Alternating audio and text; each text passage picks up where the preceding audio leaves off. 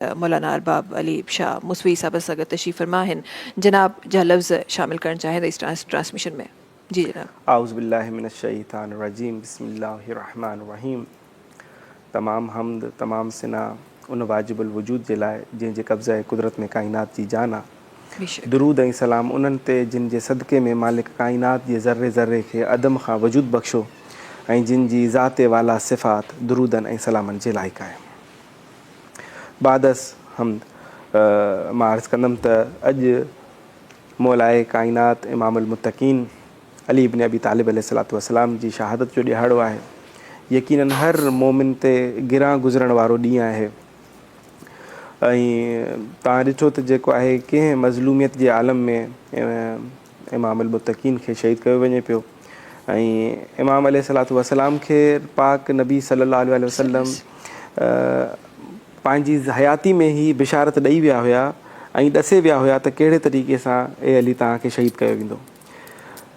जीअं ख़ुतबा शाबानिया मौला फ़रमाइनि पिया रसूल ख़ुदा सल्लल्लाहु अलैहि वसल्लम ऐं उन में ॿुधाइनि पिया सभिनी खे माण्हुनि खे जेके बि सहाब शामो वेठा आहिनि सभिनी खे ॾसनि था त हिकु अहिड़ो महीनो अचण वारो आहे तव्हांजे आॾो जंहिंजी ॾींहं हज़ार ॾींहंनि खां अफ़ज़ल आहिनि, जंहिंजूं रातूं हज़ार रातुनि खां अफ़ज़ल आहिनि, जंहिंजूं साअतूं हज़ार साअतुनि ऐं लम्हनि खां बहितर आहिनि, जंहिंमें साह खणणु तस्बीह जे बराबरि आहे सवाबु उन जो, जंहिंमें तव्हां ख़ैरात कंदव त 70 आम ॾींहंनि जे हिसाब सां तव्हांखे वधीक सवाबु मिलंदो। अहिड़े तरीक़े सां रसूलुल्लाह इन रमज़ान जे महीने जी बरकतुनि जे बारे में बयानु करे रहिया आहिनि। अचानक जेको आहे मौला अली ते नज़र पवनि थी ऐं पाण रोई था पवनि ऐं मौला अली पुछनि था त या रसूलुल्लाह छो गिरियो कयो था?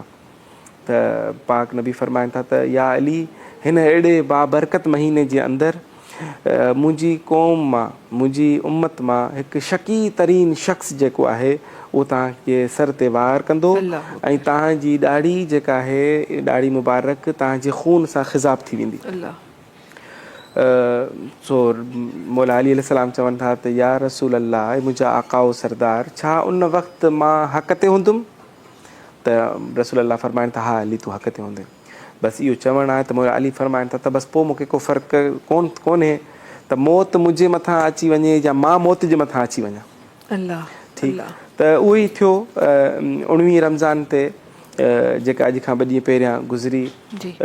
मौला अली अलैहिस्सलाम सुबुह जी निमाज़ ते जॾहिं मस्जिद में दाख़िल थिया त छा ॾिसनि था त इहो ई बदबख़्त तरीन शख़्स उल्टो सुतल आहे, मौला जो कातिल, ऐं मौला जेको आहे उनखे ठोकर हणी उथारनि था ऐं उनखे चवनि था त अलाह जे घर में हिकु सुतो पियो आहे, ॿियो वरी उल्टो सुतो पियो आहे, उल्टो शैतान सुम्हंदो आहे, उथ पंहिंजे कम लाइ आयो आहियां उहो कर।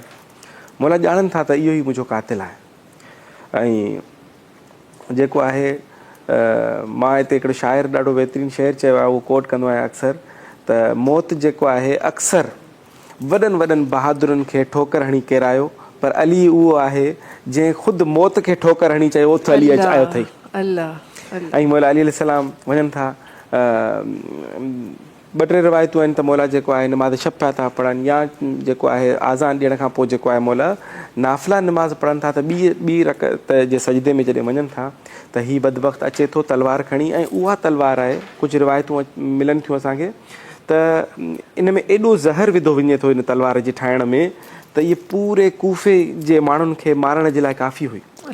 पर मौला अली अलैहिस्सलाम जे सर ते वार थिए थो ऐं हाणे मौला जी जेका शहादत आहे उहा 2 तरीक़नि सां आहे, माना ज़हर जे असर सां बि आहे ऐं तलवार जे वार सां बि आहे, 2 तरीक़नि सां।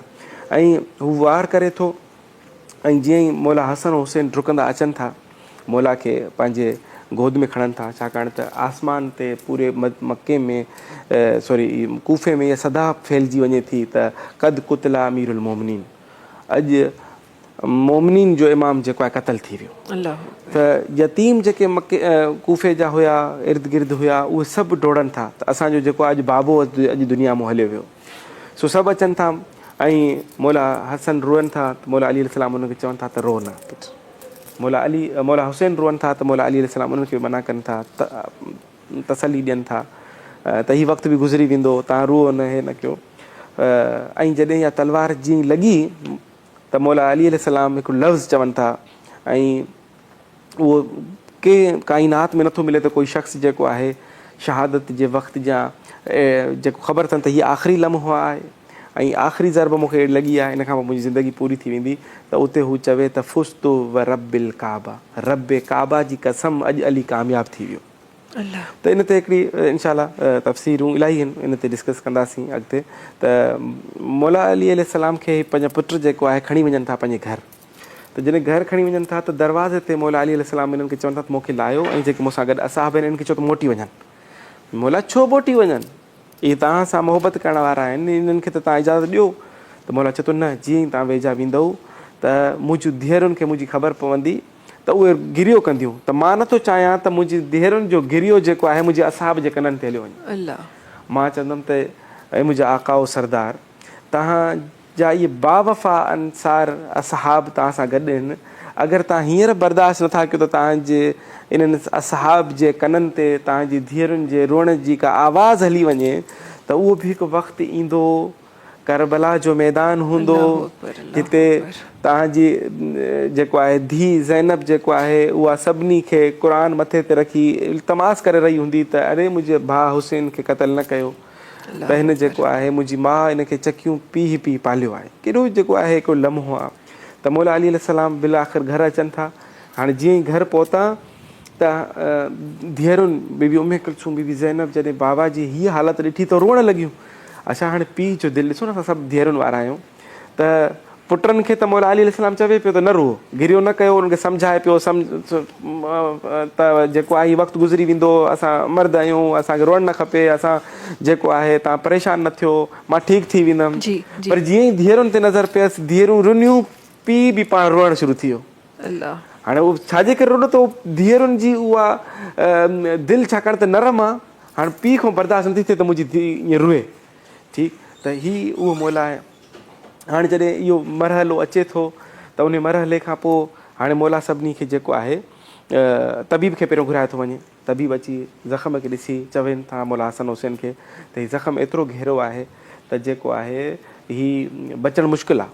पोइ छा कजे, चवंदा जेको आहे जेतिरो थी सघे हिनखे खीरु पीआरियो, त खीरु जेको आहे उहो ज़हर जे असर खे बि घटि कंदो ऐं जेको आहे एनर्जी आणींदो, त जेको आहे उन सां इहो ज़ख़्म भरिजी सघे थो।